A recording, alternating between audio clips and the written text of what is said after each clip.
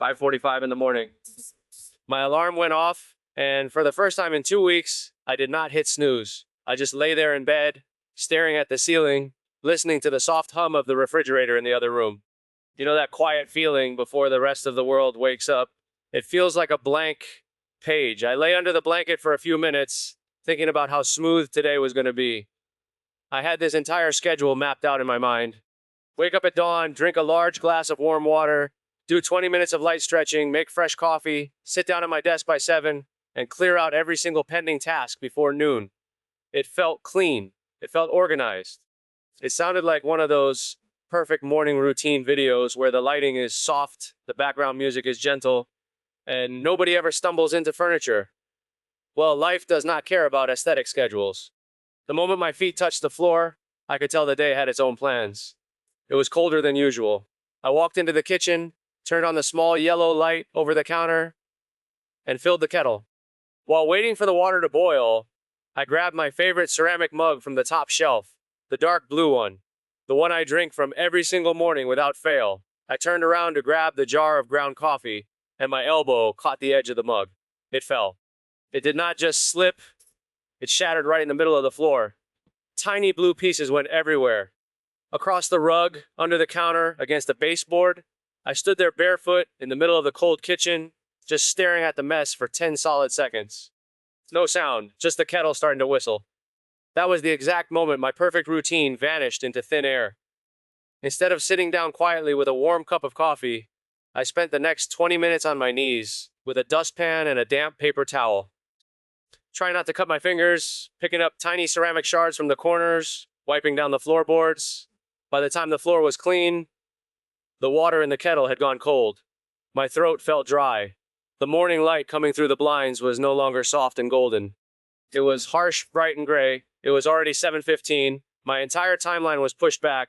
I made a second cup in a plain white mug that felt slightly off in my hand, took 2 sips, burned my tongue, and sat down at the table.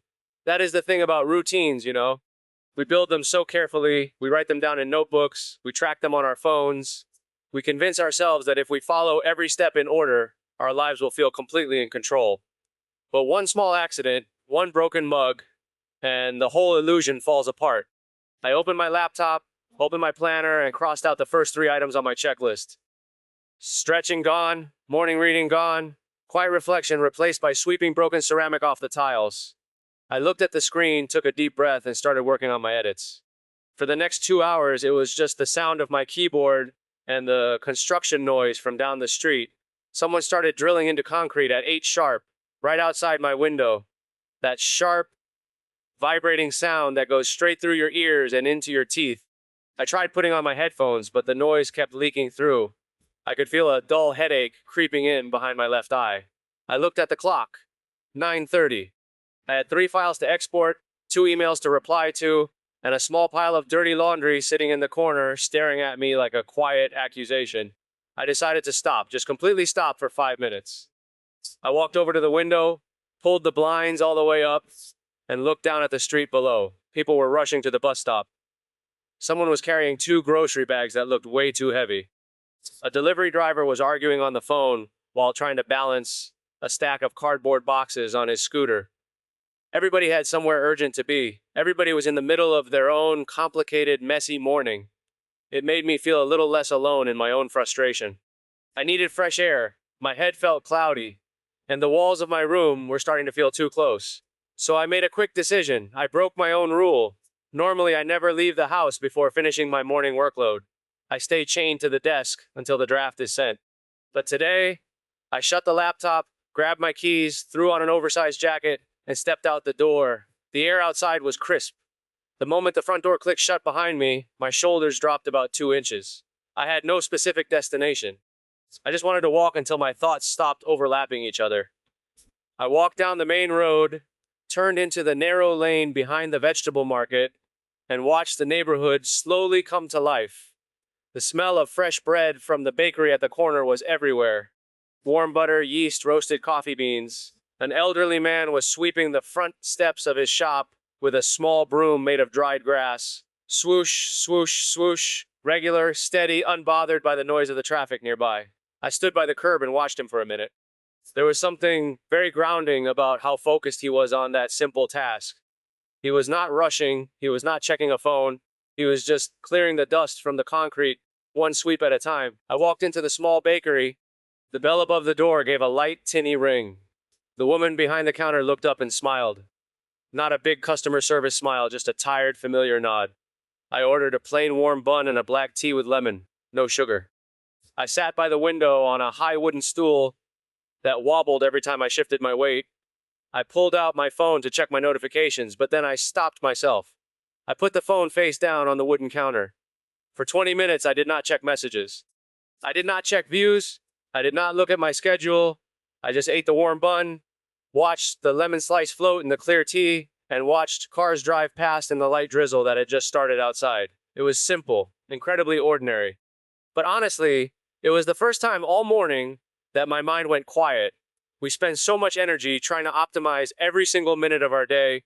We track our sleep, we track our steps, we track our output, we treat our lives like projects that need to be managed and perfected. But sometimes, sitting on a wobbly stool in a bakery you have walked past 100 times without entering, that is where real life actually happens. By the time I finished my tea, the rain had stopped. The pavement was dark and shiny with moisture, reflecting the red taillights of the cars. I walked back toward my building with a slightly lighter chest. My headache was still there, but it was softer now.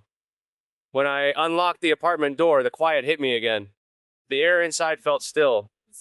The empty white mug was still sitting by the sink. The laptop was still waiting on the desk, with the cursor blinking on the unfinished draft. Leaving the house did not make my responsibilities disappear. The work was still there, waiting for me. But stepping away had changed my perspective. I was no longer fighting the day. I was ready to just deal with it, one small thing at a time. I sat back down at the desk. I did not turn on any music, just the ambient sound of the street outside. I worked steadily through the rest of the morning, sentence by sentence, cut by cut, color correction by color correction. Around 1 in the afternoon, my stomach gave a loud rumble. Now, this was supposed to be the part of the vlog where I show you a healthy, balanced lunch. Greens, protein, neatly arranged on a clean plate. That was the plan in my head yesterday when I bought groceries. But when I opened the fridge, reality struck again. The spinach I bought 3 days ago had turned into a sad, dark green puddle in the vegetable drawer. I completely forgot to cook it. The milk was almost gone. All I had left was half a block of cheddar cheese, 2 eggs, 3 slices of slightly stale bread, and a jar of hot chili oil. I could have ordered takeout. It would have taken 2 taps on my phone, 20 minutes of waiting, and 0 effort. But ordering food always makes me feel sluggish in the middle of the afternoon. So I decided to make the best of what was there. I heated up a small non-stick pan, tossed in a knob of butter, and toasted the stale bread until it was golden and crisp. Then I fried the 2 eggs in the chili oil until the edges turned crispy and brown, while the yolks stayed soft and runny. I piled the eggs on top of the toast, grated the rest of the cheese over it, and watched it melt in the residual heat. It was messy. It looked completely chaotic. It was definitely not something you would see in a fancy food magazine. But taking that first bite while standing over the kitchen counter, leaning slightly forward so the egg yolk would not drip on my shirt, that was one of the most satisfying things I have tasted all week. Rich, spicy, crunchy, warm. Sometimes the unplanned meals you throw together out of whatever is left in the pantry taste 10 times better than the fancy dinners you plan for days. There is no expectation attached to them. You just make it, you eat it, and you feel grateful for something warm in your belly. After eating, the afternoon slump hit me hard. That heavy, sluggish fog that creeps in between 2 and 4 in the afternoon, where your eyelids feel like lead and your brain refuses to form a coherent sentence. I had a choice. I could force myself to stare at the screen, produce mediocre work for 2 hours, and feel miserable about it. Or I could take an actual break. I decided to surrender to the fatigue. I moved from the desk to the couch, pulled a knitted throw blanket over my legs, and set an alarm for exactly 25 minutes. Not a 3-hour nap that leaves you confused about what year it is, just a short reset. I closed my eyes. At first, my brain kept racing. I kept thinking about the broken mug, the unfinished email, the video file that was taking too long to render, the grocery shopping I still needed to do. But slowly, the sound of the light wind rattling the window glass took over. I drifted off into that shallow, half-awake sleep where you can still hear the outside world, but your body is completely heavy and relaxed. When the alarm buzzed, I did not want to move. My limbs felt like stone. But I forced myself to sit up, rubbed my face with both hands, and drank a large glass of cold water. That 25-minute nap felt like a complete system reboot. My brain felt clearer, the fog had lifted, the afternoon light was starting to shift now. That late afternoon glow around 4:30, when the sunlight turns golden and stretches long shadows across the floorboards. It is my favorite time of day. The harshness of the afternoon fades away, and everything looks a little softer, a little kinder. I got back to work. From 4:30 to 6:30, I had the most productive 2 hours of the entire week. No distractions, no second guessing, no scrolling on social media. I finished wrote 3 long emails that had been sitting in my drafts for days, and cleared out my inbox. It was strange. When I tried to force myself to be productive in the morning, everything went wrong.